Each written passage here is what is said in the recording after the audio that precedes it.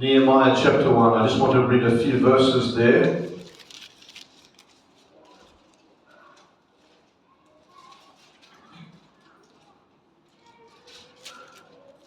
Nehemiah chapter 1 and the first few verses. Let me read it in English and then you can read it in Tamil. Yeah? The words of Nehemiah the son of Hakaliah. It came to pass in the month of Chislev, in the 20th year, as I was in Shushan the citadel, that Hanani, one of my brethren, came with men from Judah, and I asked them concerning the Jews who had escaped, who had survived the captivity, and concerning Jerusalem. And they said to me, the survivors who are left from the captivity in the province are there in great distress and reproach. The wall of Jerusalem is also broken down, and its gates burned with fire. You can read. 1, 2, 3, yeah, it's okay. நெகேமியா முதலாம் அதிகாரம் முதல் 3 வசனங்கள். அகலியாவின் குமாரனாகிய நெகேமியாவின் நடபடிகள் 20ஆம் வருஷம் Chisleu மாதத்தில் நான் சூசான் எனும் அரமனையில் இருக்கும்போது சம்பவித்தது என்னவென்றால், என் சகோதரரில் ஒருவனாகிய ஆனானியும் வேறே சில மனுஷரும் யூதாவிலிருந்து வந்தார்கள். அவர்களிடத்தில் நான் சிறையிருப்பில் மீண்டு தப்பின யூதரின் செய்தியையும் எருசலேமின் செய்தியையும் விசாரித்தேன். அதற்கு அவர்கள், சிறையிருப்பில் மீந்திருக்கிறவர்கள் அந்த தேசத்திலே மகா தீங்கையும் நிந்தையையும் அனுபவிக்கிறார்கள். எருசலேமின் அலங்கம் இடிபட்டதும் அதன் வாசல்கள் அக்கினியால் சுட்டரிக்கப்பட்டதுமாய் கிடக்கிறது என்றார்கள். Let me read verse 4. This is Nehemiah's response in the same chapter. I'll read it. So it was when I heard these words that I sat down and wept and mourned for many days. I was fasting and praying before the God of heaven. இதை கேட்ட நெகேமியா சொன்ன வார்த்தைகள் 4ஆம் வசனத்திலே, இந்த வார்த்தைகளை கேட்டபோது நான் உட்கார்ந்து அழுது சில நாளாய் துக்கித்து உபவாசித்து மன்றாடி பரலோகத்தின் தேவனை நோக்கி. That's it. Short and sweet. Hallelujah. So we see the response of Nehemiah, the cupbearer here, his response. The scripture tells us he heard the words, he sat down and he wept. He wept for his people. இந்த 4ஆம் வசனத்திலே நெகேமியா எப்படியாக இந்த ரிப்போர்ட்டை கேட்ட பொழுது அவருடைய ரியாக்ஷன் எப்படியாக இருந்தது என்றால், அவர் அதை கேட்டு உட்கார்ந்து அழுது அவர் துக்கித்து உபவாசித்து தேவனை நோக்கி மன்றாடினார் என்பதை நாம் பார்க்கிறோம். He wept and mourned for many days. அநேக நாட்கள் தேவனுக்கு மன்றாடி துக்கித்து மன்றாடினார் என்று நாம் பார்க்கிறோம். Fasting and praying before the God of heaven. உபவாசித்து பரலோகத்தின் தேவனை நோக்கி மன்றாடினார். Hallelujah. Let me read verse 5. He says, I said, I pray, Lord God of heaven, O great and awesome God, you who kept your covenant and mercy with those who love you and observe you, your commandments. Please let your ear be attentive and your eyes open, that you may hear the prayer of your servant, which I pray before you now, day and night, for the children of Israel, your servants, and confess the sins of the children of Israel, which have sinned against you. Both my father's house and I have sinned. We have acted very corruptly against you and have not kept the commandments, the statutes, nor the ordinances which you commanded your servant Moses.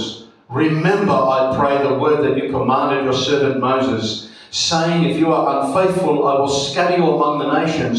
But if you return to me and keep my commandments and do them, though some of you will cast out to the furthest part of the heavens, yet I will gather them from there and bring them to the place which I have chosen as a dwelling place for my name. You can read, yeah? Verses from 5 to 9. பரலோகத்தின் தேவனாகிய 5 முதல் 9ஆம் வசனம் வரை.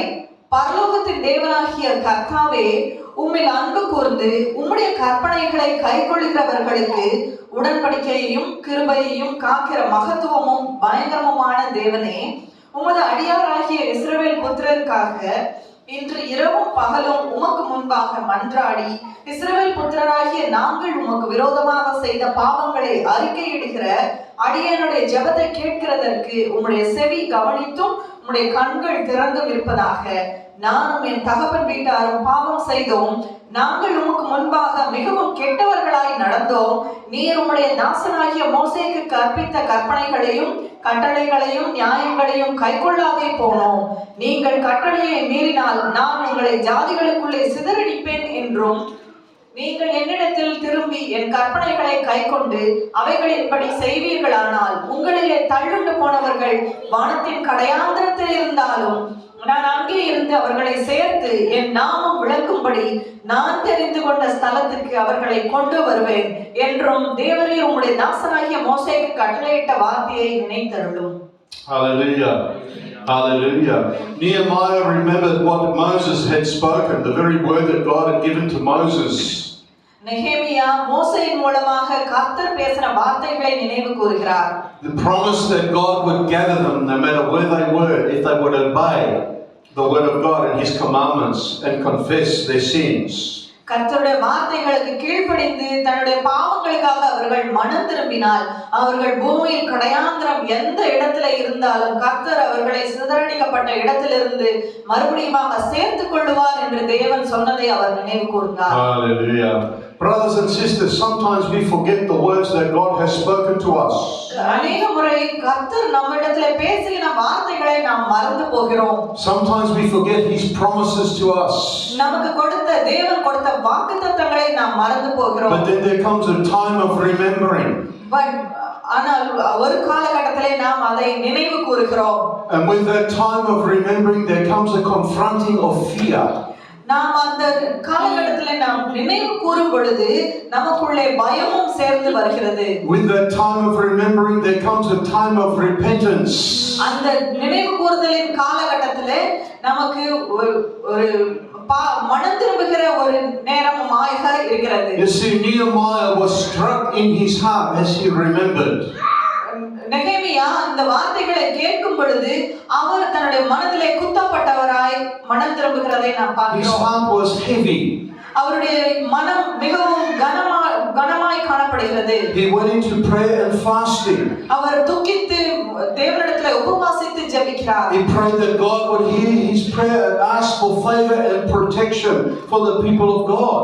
கர்த்தர் அவரிடத்திலே மனம் இறங்கி அவர் தன்னுடைய ஜனங்களுக்காக அவர் பாதுகாப்பையும் ஒரு மீட்பையும் தர வேண்டும் என்று ஜெபிக்கிறதை நாம் பார்க்கிறோம். He even repented on behalf of the people. அந்த மக்கள் சார்பிலே அவர் மனம் திரும்புகிறார். He remembered the words spoken to Israel. He remembered the promises, the commandments. கர்த்தர் இஸ்ரவேலருக்கு கொடுத்த வாக்குத்தத்தங்களையும் அவர் கொடுத்த இந்த வார்த்தைகளையும் நினைவு கூறுகிறார். He had been living in captivity for decades. அவர்கள் பல வருடங்களாக ஒரு அடிமைத்தனத்திற்குள்ளாக அவர்கள் வாழ்ந்து கொண்டிருக்கிறார்கள். As a cupbearer, a man who was taking the risk every day while he was in captivity. A man who was tasting the king's wine before it was given to that pagan king. A man who knew that at any time his life could come to an end. ஒரு கர்த்தருக்கு ஒரு பானபாத்திரக்காரனாக எந்த சூழ்நிலையிலையும் தன்னுடைய உயிர் தன்னை விட்டு எடுபட்டு போகும் என்கிற ஒரு பயங்கரமான வேலை செய்து கொண்டிருக்கிறவராக அவர் ஒரு நிலையற்ற ஒரு பொறுப்பிலே அவர் இருக்கிறார். You see, Nehemiah, he come to the realization in that place while he was in the king's palace serving a pagan king. He came to the realization and the understanding of why the people had been scattered and taken into captivity. இந்த ராஜாவுடைய அரண்மனையிலே அவர் இப்படிப்பட்ட ஒரு வேலை செய்து கொண்டிருக்கிற நாட்களிலே இந்த தன்னுடைய ஜனங்கள் ஏன் இப்படிப்பட்ட அடிமைத்தனத்துக்குள்ளாக அவர்கள் தள்ளப்பட்டார்கள் என்பதை அந்த காரணத்தை அவர் உணர்ந்து கொள்கிறார். He remembered again the words of Moses, if they would keep his commandments and deal with their sin, that God would gather them again, bring them to the place that he promised them. மோசேயின் மூலமாக கர்த்தர் சொன்ன வார்த்தைகளையும் வாக்குத்தத்தங்களையும் அவர் நினைவு கூறுகிறார். அவர்கள் மனம் திரும்பி தேவனிடத்தில் திரும்பும் பொழுது கர்த்தர் அவர்களை மீண்டுமாக சேர்த்துக் கொள்வார் என்று சொன்ன அந்த வார்த்தைகளை அவர் நினைவு கூறுகிறார். So Nehemiah realizes he was so heavy in his heart, he needed to do something. Something needed to happen for his people. இந்த காரியங்களை உணர்ந்து கொண்டவராய் தன்னுடைய மனதிலே மிகவும் பாரத்தோடு கூட கர்த்தர் தன்னுடைய ஜனங்களுக்காக எதையாகிலும் செய்ய வேண்டும் என்ற வாஞ்சையோடு அவர் தேவனிடத்திலே மன்றாடுகிறதை He prepared himself to go before the king, King Artaxerxes. He prepared himself. அர்தசஷ்டா ராஜாவிற்கு முன்பாக அவர் தன்னை காண்பிக்கும்படியாக அவர் தன்னை ஆயத்தப்படுத்திக் கொள்கிறார். Hallelujah. I just want to read another few verses in Nehemiah chapter 2, verses 1 to 5. I'll read it in English, then you can read it in Tamil. And it came to pass in the month of Nisan, in the 20th year of King Artaxerxes, when wine was before him, that I took the wine and gave it to the king. Now I had never been sad in his presence before. Therefore the king said to me, "Why is your face sad, since you are not sick? This is nothing but sorrow of heart." So I became dreadfully afraid and said to the king, "May the king live forever. Why should my face not be sad when the city, the place of my father's tombs, lies waste and its gates are burned with fire?" Then the king said to me, "What do you request?" So I prayed to the God of heaven, and I said to the king, "If it pleases the king, and if your servant has found favor in your sight, I ask that you send me to Judah, to the city of my father's tombs, that I may rebuild it." நெகேமியா 2ஆம் அதிகாரம் வசனங்கள் 1 முதல் 5 வரை. அர்தசஷ்டா ராஜாவின் 20ஆம் வருஷம் Nissan மாதத்திலே திராட்சரசம் ராஜாவுக்கு முன்பாக வைத்திருக்கையில் நான் அதை எடுத்து அவருக்கு கொடுத்தேன். நான் முன் ஒருபோதும் அவர் சமூகத்தில் துக்கமாய் இருந்ததில்லை. அப்பொழுது ராஜா என்னை பார்த்து, "நீ துக்கமுகமாய் இருக்கிறது என்ன? உனக்கு வியாதி இல்லையே. இது மனதின் துக்கமே ஒழிய வேறொன்றும் அல்ல" என்றார். அப்பொழுது நான் மிகவும் பயந்து ராஜாவை நோக்கி, "ராஜா என்றைக்கும் வாழ்க. என் பிதாக்களின் கல்லறைகள் இருக்கும் ஸ்தலமாகிய நகரம் பாழானதும் அதன் வாசல்கள் அக்கினியால் சுட்டரிக்கப்பட்டதுமாய் கிடக்கும் போது நான் துக்க முகத்தோடு இராதிருப்பது எப்படி?" என்றேன். அப்பொழுது ராஜா என்னை பார்த்து, "நீ கேட்கிற காரியம் என்ன?" என்றார். அப்பொழுது நான் பரலோகத்தின் தேவனை நோக்கி ஜெபம் பண்ணி ராஜாவை பார்த்து, "ராஜாவுக்கு சித்தமாயிருந்து அடியேனுக்கு உமது முகத்தில் தயை கிடைத்ததானால் என் பிதாக்களின் கல்லறைகளில் இருக்கும் பட்டணத்தை கட்டும்படி யூதா தேசத்துக்கு நீர் என்னை அனுப்ப வேண்டிக் கொள்கிறேன்" என்றேன்.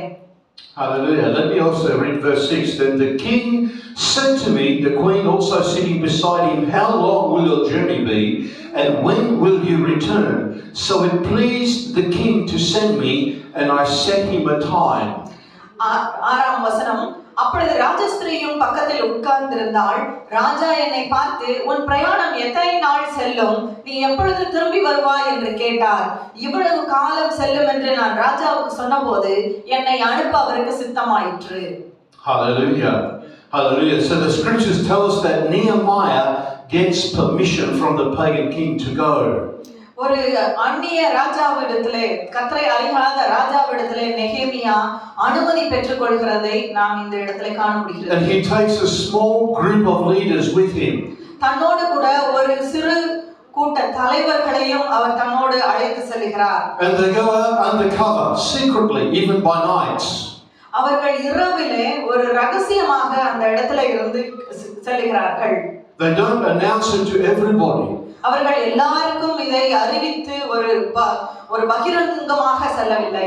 You see, Nehemiah made a decision with the leaders to rebuild, to begin to rebuild. அவர் நெகேமியா அந்த தலைவர்களோடு கூட அந்த இடத்தை கட்டி எழுப்பும்படியான ஒரு தீர்மானத்தை எடுக்கிறார். Hallelujah. How many of us understand when God leads us to build and rebuild, we don't go and announce to everybody. எத்தனை பேருக்கு இது புரிகிறது? கர்த்தர் நம்மை ஒரு காரியத்தை கட்டி எழுப்ப அழைக்கும் பொழுது அதை எல்லாருக்கும் போய் பகிரங்கமாய் நம் பகிரங்கமாய் அறிவிக்க தேவையில்லை என்பது எத்தனை பேருக்கு புரிகிறது? Our enemies, they do not need a heads up. நம்முடைய எதிரிகளுக்கு இது ஒரு காரியமாக அவர்களுக்கு நாம் அறிவிக்க வேண்டிய அவசியம் இல்லை. Satan himself does not need to be given any advantage. சாத்தானுக்கு இது ஒரு நல்ல வாய்ப்பை ஏற்படுத்தி கொடுக்க நாம் அவசியம் இல்லை. Hallelujah. Hallelujah. So Nehemiah caught the vision of God again. நெகேமியாவுக்கு கர்த்தருடைய தரிசனத்தை பெற்றுக்கொண்டார். And that vision had to be greater than any fear that he would face. அவர் அந்த இடத்திலே தனக்கு இருந்த பயத்தையும் அவர் மேற்கொள்ள வேண்டியிருந்தது. That vision had to be from God and greater than any fear that he would face, any intimidation. அவர் தன்னுடைய அந்த தரிசனம் கர்த்தரிடத்திலே பெற்றுக்கொண்டால் மாத்திரமே அவர் அந்த எந்த விதமான பயத்தையும் அவரால் மேற்கொள்ள முடியும். Hallelujah. Hallelujah. Nehemiah's heart became so burdened by the Lord. கர்த்தரிடத்திலே அவர் பெற்றுக்கொண்டதனால அவருடைய நெகேமியாவின் இருதயம் மிகவும் பாரம் கொண்டது. So burdened, they made the decision to rebuild Jerusalem and the broken down walls. அவர் அந்த அக்கினியான அந்த ஒரு பற்றி எரிகிற அந்த ஒரு தன்மை அவருக்குள்ளே வந்ததினாலே கர்த்தரிடத்திலே பெற்றுக்கொண்ட அந்த தரிசனத்தை அவர் நிறைவேற்றும்படியாக கட்டி எழுப்பும்படியாக அவர் அந்த இடத்திலிருந்து புறப்பட்டு செல்கிறார். Hallelujah. Let me read from Nehemiah chapter 2 verse 17. Then I said to them, you see the distress that we are in, how Jerusalem lies waste and its gates are burned with fire. Come and let us build the wall of Jerusalem that we may no longer be a reproach. Verse 18. And I told them of the hand of my God which had been good upon me, and also of the king's words that he had spoken to me. So they said, let us rise up and build. Then they set their hands to this good work. நெகேமியா 2 வசனங்கள் 17-18. பின்பு நான் அவர்களை நோக்கி எருசலேம் பாழாய் இருக்கிறதையும் அதன் வாசல்கள் அக்கினியால் சுட்டரிக்கப்பட்டு கிடக்கிறதையும் நாம் இருக்கிற சிறுமையையும் பார்க்கிறீர்களே, நாம் இனி நிந்தைக்குள்ளாயிராதபடிக்கு எருசலேமின் அலங்கத்தை கட்டுவோம் வாருங்கள் என்று சொல்லி என் தேவனுடைய கரம் என் மேல் நன்மையாக இருக்கிறதையும் ராஜா என்னோட சொன்ன வார்த்தைகளையும் அவர்களுக்கு அறிவித்தேன். அப்பொழுது அவர்கள் எழுந்து கட்டுவோம் வாருங்கள் என்று சொல்லி அந்த நல்ல வேலைக்கு தங்கள் கைகளை திடப்படுத்தினார்கள். Hallelujah. How many of us understand that it takes faith to build? எத்தனை பேருக்கு கட்டி எழுப்புவதற்கு விசுவாசம் தேவை என்பது புரிகிறது? How many of us understand that it takes faith to engage in the purpose of God for your life? கர்த்தர் உங்களுக்காக வைத்திருக்கிற உங்கள் வாழ்க்கைக்காக வைத்திருக்கிற நோக்கத்தை நிறைவேற்றுவதற்கு ஒரு விசுவாசம் தேவைப்படுகிறது என்பது உங்களுக்கு எத்தனை பேருக்கு புரிகிறது? How many of us understand that fear becomes an enemy of that faith? இந்த விசுவாசத்திற்கு எதிரிடையாக பயம் செயல்படுகிறது என்பதை எத்தனை பேர் உணர்ந்து கொள்கிறீர்கள்? Hallelujah. When God speaks and we say yes, we will build, then the enemy will seek to come in like a flood. But the word of God tells us that God will raise up a standard. Isaiah 59:19. Amen. Yes. ஏசாயா 59:19 சொல்கிறது போல கர்த்தர் நமக்கு ஒரு திட்டத்தை சொல்லும் பொழுது அதை நிறைவேற்ற நாம் எழும்பி கட்ட செல்லும் பொழுது பயம் நமக்குள்ளாக வந்தாலும் கர்த்தர் நம்மை தூக்கி நிறுத்தி அதை நிறைவேற்ற அவர் பலன் கொடுக்கிறவராய் இருக்கிறார். Sometimes it means we need to confront and deal with our fears. சில வேளைகளிலே நமக்குள் வருகிற அந்த பயத்தை நாம் சந்தித்து அதை மேற்கொள்ள வேண்டியவர்களாய் இருக்கிறோம். The same fears our enemies will use against us. அதே பயத்தை பிசாசானவன் நமக்கு எதிரிடையாக செயல்படுத்தும்படியாக அதை பயன்படுத்துவான். Fear can have a paralyzing effect. நம்முடைய விசுவாசத்தை செயலிழக்க செய்யும் வல்லமை பயத்திற்கு உண்டு. All the what ifs. What if I fail? நான் தோற்று போனால் என்ன நடக்கும்? இது இப்படி நடந்தால் என்ன ஆகுமோ என்கிற அந்த ஒரு கேள்விக்குறியான தன்மைகள் எழும்புகிறது. What if I'm harmed or I get hurt? எனக்கு ஏதாவது பயங்கரங்கள் நடந்தால் என்ன செய்வது? But Lord, I fear not being accepted. I think maybe I will be rejected. நான் ஒருவேளை ஏற்றுக்கொள்ளப்படாமல் புறக்கணிக்கப்படலாமே மக்களால். What about the fear of being forgotten? இல்லை நான் மற்றவர்களால் நான் மறக்கப்பட்டு போய் விடலாம். Man has so many fears about so many things that the enemy will try to take and use. மனிதனுக்கு இப்படிப்பட்ட பலவிதமான பயங்கள் இருக்கிறதை பிசாசு அறிந்து அந்த பயங்களை நமக்கு விரோதமாக பயன்படுத்த முயற்சிப்பான். Fear is what the enemies of Judah tried to use to incite and use against them. யூதாவின் எதிரிகள் அவர்களுடைய பயத்தை அவர்களுக்கு விரோதமாக பயன்படுத்தும்படியாக முயற்சி செய்தார்கள். Fear is like a mirage. You know what is a mirage? When you look in the distance and it looks like water. And when you get there, it's like an illusion. It's not what you think it is at all. பயம் என்கிறது நாம் அந்த காணல் நீரை போன்றது. தூரத்திலே பார்க்கும் பொழுது அது நீரை போன்று இருக்கும், அருகிலே செல்லும் பொழுது அது நீர் அல்ல, அது வெறும் ஆவி என்பதை நாம் அறிந்து கொள்ள முடியும். Fear can act as a Trojan horse if we let it. You know what is a Trojan horse? Other things come in with the Trojan horse. Other things come in with fear. பயம் என்கிறது மற்ற பலவிதமான தேவையற்ற காரியங்களை, பயங்கரமான காரியங்களை தன்னோடு அழைத்து செல்லக்கூடிய ஒரு ட்ரோஜன் ஹார்ஸை போன்றதாகவும் இருக்கிறது. Hallelujah. Hallelujah. Fear opens the door for many other things that are unwanted. தேவையற்ற அநேக காரியங்களை உள்ளுக்குள்ளாய், கதவுக்குள்ளாய் அழைத்து வரக்கூடிய ஒரு திறன் பயத்திற்கு உண்டு. Hallelujah. When you begin to build, when you begin to engage in the purpose of God, you will discover enemies you never thought you had. நீங்கள் கர்த்தருடைய காரியங்களை எழுப்பி கட்ட நினைக்கும் பொழுது உங்களுக்கு அநேக எதிரிகள் எழும்புவார்கள் என்பதை நீங்கள் உணர முடியும். Fears will come up in front of your eyes, in front of your face that you never knew even existed in your life. உங்களுடைய வாழ்க்கையில் இப்படிப்பட்ட காரியங்கள் எல்லாம் இருந்ததா என்று உங்களுக்கு தெரியாத ஒரு காரியங்கள் கூட இப்பொழுது பயமாக உங்களுக்கு முன்பாக, உங்கள் கண்களுக்கு முன்பாக வந்து நிற்கும். Enemies are always divided until they have a common enemy themselves. எதிரிகள் எப்பொழுதும் ஒரு பொதுவான எதிரி காணப்படும் வரை அவர்கள் பிரிந்து இருப்பார்கள். எதிரி ஒரு பொதுவான எதிரி காணப்படும் பொழுது அவர்கள் எல்லாம் ஒன்று கூடி அவர்களுக்கு விரோதமாய் எழும்புவார்கள். Judah discovered their enemies would be all the surrounding peoples and nations. யூதா ஒரு காரியத்தை உணர்ந்தார்கள். அவர்களை சுற்றிலும் உள்ள எதிரிகள் எல்லாம் தனக்கு விரோதமாக ஒருமித்து எழும்பினார்கள் என்பதை உணர்ந்தார்கள். It's a little bit like what we're seeing today, isn't it? நாம் இப்பொழுது பார்க்கிற அதே காரியம் அல்லவா? அதே காரியத்தை நாம் இப்பொழுதும் காண முடிகிறது. It's amazing how enemies will unite after being divided when they hear about your vision and your dream and the purpose you want to engage in and all the fears that come up.